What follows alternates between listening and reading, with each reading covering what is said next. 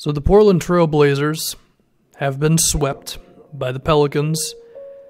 I thought the Blazers would win this series in 6 games because while I figured Anthony Davis would be the best player, Drew would not be the second best player and Rondo would not be the third best player. I figured it'd be Dame and CJ in those spots.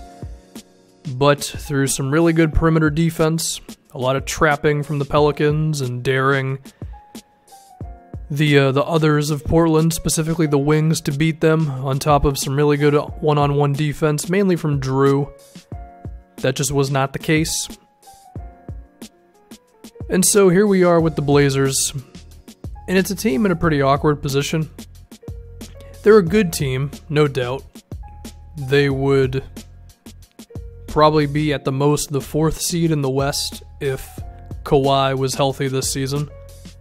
And as we see now, they're clearly not good enough to really be thought of in that upper echelon or maybe even middle echelon of teams in the NBA. And it's tough because their salary is not pretty at all. They have big contracts to Evan Turner, Myers Leonard, Mo Harkless's contract. You'd like it to be a little cheaper, even if he's a better player than those two, in my opinion. What do you do? Well, the first conversation to be had, I think, is with Terry Stotts. I would keep Stotts as the coach, but this is the thing. Like, he didn't have a very good series to me. He did not make the proper adjustments to counter the Pelicans' trapping defense until Game 4. I think they should have ran more ISOs at Rondo, Ian Clark, each one more. But instead, they just wanted to keep on doing Lillard pick and rolls, and the Pelicans were ready for that. I also think he waited too long to have Nurkic attack Mirotic when Mirotic was defending him. And then, of course, he had those pretty bad plays at the end of Game 1 where he wanted the cut plays instead of when they really needed a 3, especially when they had no timeouts. But with all that being said, I don't think there's a head coach available right now that is better than Stotts, except for Mike Budenholzer, who has been interviewing for some positions, and I mean, I would have him over Terry Stotts. I think he's just a better coach. I think we've seen from his days when the Hawks were good, the way they moved the ball, and his defensive philosophy was very good as well. So that's one option, but outside of that, I don't know if there's a coach that's definitely better than Stotts. Like, could Fizdale maybe be better? He could be, but I'm not confident about that. And I don't think there's anybody else really, so it's like, is it really worth it to fire the guy? I mean, I'm frustrated with him, sure, but there might not be a better option out there besides one name who you may not get. So your best bet is to probably keep Terry Stotts on. The next question is, do you explore the idea of trading CJ McCollum and breaking this team up? I mean, on a championship team, CJ would probably be the 3rd best player, okay? He's good. I don't think he's super overpaid. So I would err on the side of not moving him unless there was a superstar available. There is, of course, the Kawhi Leonard rumors of whatever's going to happen there. If Kawhi is on the trade block, then definitely dangle CJ's name out there and see if San Antonio would bite on it. But besides that, the only other type of thing I could picture is if you were going to trade CJ for, let's say, 2 players back. Those 2 players being maybe we'll just say one good wing who can play defense, knock down threes, all that stuff, and then maybe a spark plug off the bench type of guy. Now, I don't even know where you would find this. I'm just kind of just off the top of my head, really. Those are nice things to have, but I think in today's NBA, you need at least 2 guys who can put up over 20 points a game consistently. So even if those other things are nice to have, if you only have Lillard and nobody else who can really put points up, then it might not make you a better team anyway. Unless you are a top-of-the-line defensive team like Utah is, but I don't think Portland can get into that sort of thing, you know? So my idea would be to keep CJ unless a better player becomes available and you can use CJ as a trading block. So then the next thing you explore is just the rest of this team, right? I guess if we look at the roster, the player that I'm most intrigued in is Zack Collins. They're right now backup center. He's 20 years old. He's a rookie. To me, he has the potential of being a good modern-day NBA center where he has the quickness to defend along the perimeter, and then he also has some shooting abilities to him as well. He was willing to shoot threes in this series against the Pelicans. He wasn't too good at them from what I can remember. The Pelicans were not that scared of leaving him open, but he's quick to shoot it. I think he has a pretty good form, and he did shoot 31% on threes this season, which is not very good, but I think it's good enough to show that he can be something from out there, you know? But it's going to take a minute with him. Also, he's pretty slim. He's like 230 pounds. He's going to have to get stronger if he wants to be playing heavy minutes at the center position. They also have Caleb Swanigan. I'll be honest, I don't know much about him. I don't think he played too much for them this year.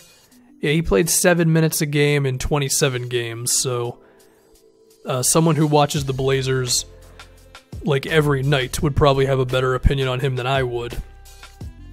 And these are nice players, at least Collins is, but I don't think they're good enough to make you super excited about the future.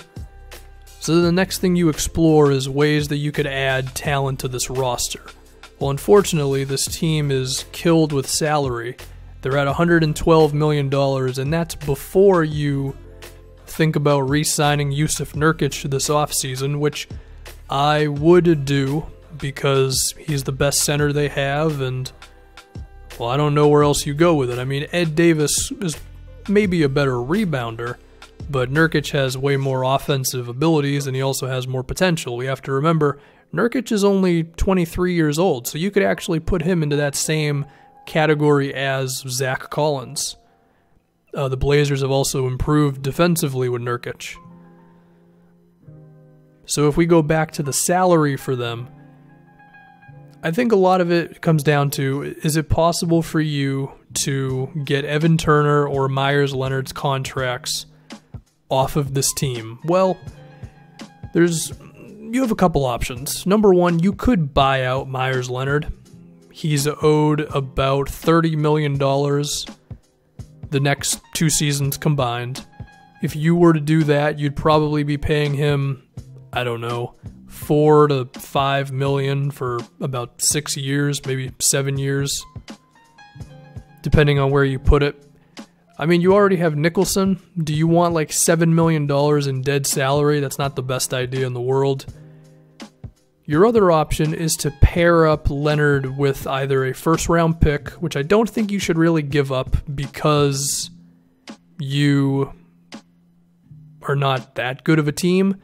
But of course, if you have a chance of just knocking that salary down and then you could make some noise in free agency, well then maybe it's worth it in the end, right? But to do that, you'd pretty much have to get Leonard and Turner's contracts off the books.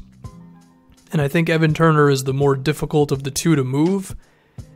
The ideas that you have here are either trade Turner for a player who is better than him, but maybe on a longer contract, to where the other team is getting salary relief, or at least a year or two in relief in terms of contract.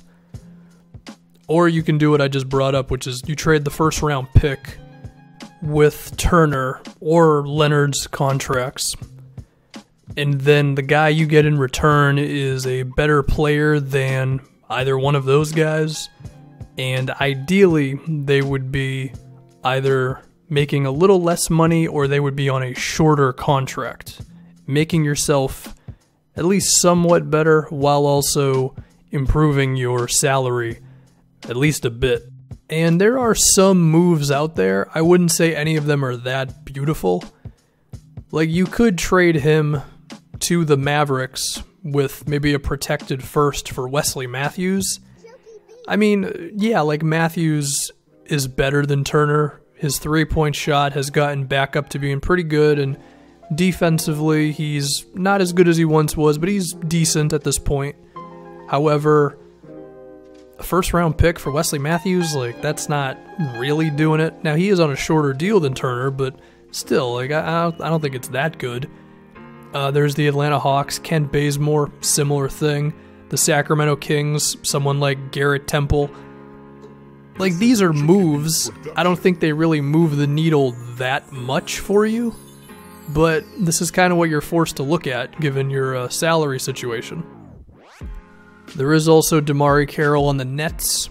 I mean, if it's going to be this year's version of Damari, then that's pretty okay, because he was moving around well and he had one of his better three-point shooting seasons. I don't know, this is one of those where you'd have to be really confident that you can do something with the guy you're getting back that other teams are not able to do. Maybe Carroll with just more talent around him, and Lillard and McCollum being able to generate some open looks for him. It's a possibility, but once again, is it really worth a first-round pick? I mean, I don't know. I mean, it would be a talent upgrade to me. It would be a better fit than Turner, and it would at least get you 1 year closer to a large contract being off your books. But then it's like you're giving up a first-round pick for a guy you might only have for one season. It's tough, man. And unfortunately, because Evan Turner is just not that good and he's on a big contract, I don't see how you could get a move done with him unless you're giving up a first-round pick. Unless you wanted to group up like Zack Collins, but again, I mean, are teams looking at Zack Collins that positively? I mean, Zack Collins may be better for the Blazers than anything that he will get in return for the Blazers, you know? So yeah, this team's in a tough spot, no doubt about it. I don't see how they don't trade a first-round pick this offseason. But they'll have to get creative. They have a chance here. I don't think they're totally dead in the water, but they definitely have their work cut out for them. We'll just have to see what happens.